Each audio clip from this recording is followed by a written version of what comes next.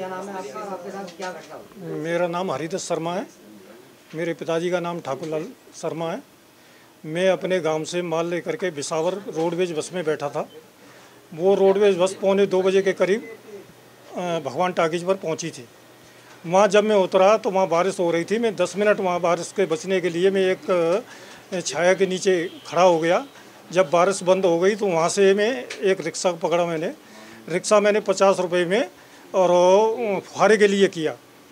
जैसे ही वहाँ से मैं चला तब रास्ते में एक पुलिस की वर्दी में खड़ा हुआ एक युवक मिला मुझे। उसने मेरा रिक्शा रुकवाया और रिक्शे में मेरे साथ बैठ गया।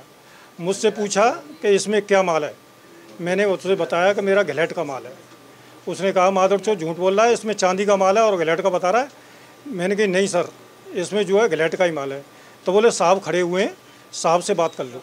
तो वहाँ एक गोल चक्कर पड़ता है, गोल चक्कर के बगल में एक गाड़ी खड़ी हुई थी। उस जगह पर साहब पीछे गाड़ी में बैठे हुए थे और एक आदमी और उसी वर्दी में था उस जगह पे। वो हम चारों आदमी अंदर गाड़ी के अंदर बैठ गए। मेरा माल जो है खोल करके देखा तो वास्तव में वो चांदी का माल था। मैंने वो गलेट का बताया था, माल चांदी का ही था। उसने ये भी कहा मुझसे कि ये माल जो चांदी का है, तू झूठ बोल रहा है कि ये गलेट का माल है। मैंने साहब माल तो चांदी का ही। तो उसके हाथ में एक रूमाल लगा हुआ था। उसने मेरे मुँह पे मारा, मुँह पे मार करके और वो और आगे बात करने लगा। जब 2 मिनट तक मैंने उससे बात की, उसके बाद में मुझे पता नहीं है कि मेरा क्या हुआ क्या नहीं हुआ।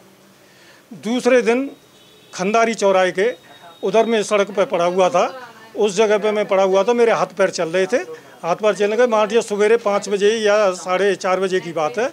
वो लोग वहाँ लैट्रिन करने आ रहे थे। उन्होंने मुझे टटोल करके देखा तो मुझे ऐसा महसूस हुआ कि मैं कहीं पर पड़ा हुआ हूँ। उन लोगों ने मुझे पूछा भी तो मैंने उनसे यही पूछा कि मैं कौन सी जगह पे पड़ा हुआ हूँ। तो उन्होंने कहा ये आगरा है। तो मैंने उनसे यही कहा भैया मेरी मदद करो, मुझे पुलिस के हवाले कर दो। अब पता नहीं वो मुझे उठा करके और न्यू आगरा थाने के पीपल के पास में छोड़ गए। वहाँ आकर के मेरे गांव से आदमी आए। मैंने काफ़ी आदमियों से फ़ोन मांगा, किसी ने फ़ोन नहीं दिया। पुलिस से फ़ोन मांगा, पुलिस ने भी नहीं दिया। फिर किसी आदमी ने फ़ोन, मैंने नंबर बताया, बेहोशी हालत में वो नंबर लग गया और गांव में मेरी सूचना पहुंच गई। गांव से मेरे आदमी आ गए, उन्होंने मेरा इलाज करा करके और फिर मुझे हरी पर्वत थाने ले गए। वहाँ जो मेरी रिपोर्ट लिखी। क्या वो पुलिस दोनों लोग वर्दी में थे जो मिले थे आपको? जी, वो दोनों लोग वर्दी में थे। ये नहीं कह सकता हूँ उनके स्टार कैसे लगे हुए थे कैसे नहीं थे। स्टार लगे हुए थे? नहीं, कैसे लगे हुए थे या नहीं लगे हुए थे। हाँ, खाकी वर्दी में थे। कितने का माल लूटा है वो? माल तो सर 16 किलो माल है।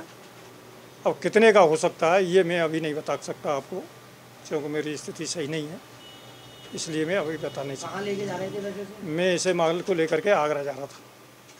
आगरा माल ले जा करके हम दलालों को दे देते हैं। दलाल अपना जो है किस व्यापारी से ऑर्डर लेके आते हैं, किस व्यापारी को देते हैं, इसके बारे में मैं नहीं कह सकता आपसे।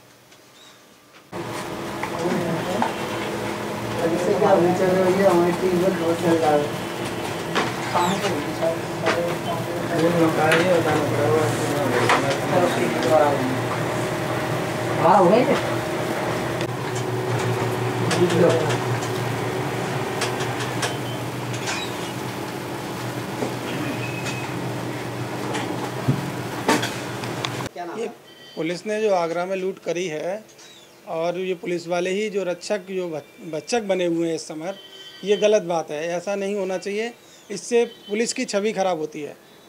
और जो घटना ये हो रही है ऐसे, ये पुलिस वाले जो लूट कर रहे हैं, इससे पहले भी आए दिन होती रही हैं। पुलिस वाले जो लूट हुई है उसमें वर्दी में ही पुलिस वाले थे। पुलिस वालों ने ही रिक्शे में से बिठाया उन्हें और फिर वो गाड़ी में डाल के ले गए पुलिस की वर्दी में। तो ये गलत बात है। इससे पुलिस की छवि भी खराब हो रही है और उत्तर प्रदेश सरकार की भी छवि खराब हो रही है इसमें। विमल शर्मा, अलीगढ़। व्यापारी जो पूरा मंडल है और हम व्यापारी उम्मीद करते हैं पुलिस जो भी करेगी हमारे हित के लिए करेगी। कभी हमें असुरक्षा जब महसूस होती है तो पुलिस की ही हम ध्यान करते हैं। अब अगर ऐसे मैटरों में पुलिस ही उल्टा काम करेगी तो कैसे विश्वास किया जाएगा पुलिस का? क्या कहेंगे आप पुलिस से? इससे से तो ये है कि पुलिस को भी उन्हीं तत्वों में मिलाया जाए जो असामाजिक तत्व हैं। ये बड़ी ही शर्मनाक बात है हमारे लिए और सरकार के लिए, पुलिस वालों के लिए। नेचुरली हमें रुकना तो पड़ेगा। और अगर शहर में अगर पुलिस रोकेगी, अगर नहीं रुकेंगे तो फिर और अपराध हो जाता है नागरिक से। कि सब पुलिस ने चेकिंग में नहीं रोका। ये बताइए, अगर पुलिस ही फिर और वही पुलिस आपको लूट ले तो क्या कहेंगे? वो पुलिस अगर लूटती है तो ये पुलिस की और प्रशासन की नाकामी ही है। मैं तो सरकार से दरख्वास्त करूंगा कि कम से कम इस टाइप के जो कर रहे हैं उनको एनकाउंटर किया जाए, और जिससे कि कम से कम हौसला उनका पस्त जब ही होगा बदमाशों का, जब तक कि उनके लिए सख्त कार्रवाई नहीं होगी या उनको दंड नहीं मिलेगा ये काम नहीं रुक सकता। कि वो कम से कम अच्छे अफसरों को जो भ्रष्ट नहीं है कम से कम उनको प्रोत्साहित करें, और कम से कम जो गुंडागर्दी पे सख्ताई से अपना काबू करें। लेकिन इसमें हमारे नेता जिम्मेवार हैं। उन नेताओं को तमीज़ आ जानी चाहिए कि कम से कम वो गलत आदमी को ना साथ रखें ना उनको साथ दें। इससे पहले कुछ नहीं होगा। क्या उम्मीद करते हैं आप पुलिस पर? पुलिस पे उम्मीद तो पे दुनिया कायम है, उन पर पुलिस पे तो भरोसा रखना ही पड़ेगा। लेकिन अगर वो लुटेरे हैं तो उसमें सरकार या जो दागी अफसर है, ये जो दागी लुटेरे हैं, उनको एनकाउंटर किया जाए। उसको तो रक्षक के रूप में देखते हैं, और पुलिस ही लुटेरी बन जाए, पुलिस ही शोषण करने लग जाए, पुलिस ही डकैत बन जाए, पुलिस ही जनता को लूटने लग जाए, तो इससे ज़्यादा शर्म की बात क्या हो सकती है। उत्तर प्रदेश में ये तांडव नृत्य जो चल रहा है, प्रशासन का मनमानी और जनता को लूटना, एक अच्छे कारोबारी की चांदी को लूटना, इससे बड़ा घोर अपराध क्या हो सकता है। मैं तो शासन प्रशासन दोनों से मांग करती हूँ कि ऐसे लोगों के विरुद्ध कानूनी कार्रवाई कर उन्हें कठोर से कठोर दंड दिया जाए। जिस राज्य में रक्षक ही अगर भक्षक बन जाए तो फिर जनता कैसे रह पाएगी, कैसे चैन की नींद सो पाएगी, कैसे क्या होगा। ये तो जंगल राज हो गया, जैसे चाहेंगे वैसे करेंगे। तो ऐसे पुलिस लोगों के खिलाफ जब तक कठोर से कठोर कार्रवाई नहीं होगी तब तक ये लोग, ये गंदे डकैत लुटेरे, जब तक ये लोग होश में नहीं आएंगे, जब तक इन लोगों के विरुद्ध कठोर से कठोर शासन की ओर से भी कार्रवाई होनी चाहिए। मैं मांग करती हूँ इस चीज़ को लेकर के।